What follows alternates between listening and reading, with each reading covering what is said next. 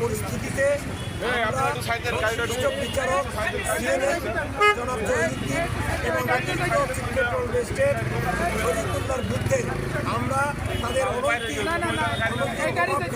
তার বিরুদ্ধে আমরা প্রতিবাদ করেছি। আমরা পরবর্তীতে এই বিচারক মামলা দায়ের করেছে।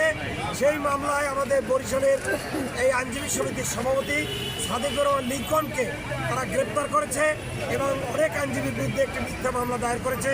সেই মামলা থেকে আমরা সাদেকুর রহমান লিঙ্কনের নিঃশর্ত মুক্তি দাবি করি এবং মিথ্যা মামলা প্রত্যাহার করার দাবি করি এবং এই দুইজন বিচারক যারা অনিয়ম এবং অবৈধভাবে এই অনৈতিকভাবে উচ্চ আদালতের জামিনের দরখাস্ত পেন্ডিং থাকা সত্ত্বেও তারা বিভিন্ন মামলায় তারা জামিন দিয়ে আসছে, আমরা এর প্রতিবাদ করাই তো এই মামলা মিথ্যা মামলা করেছি।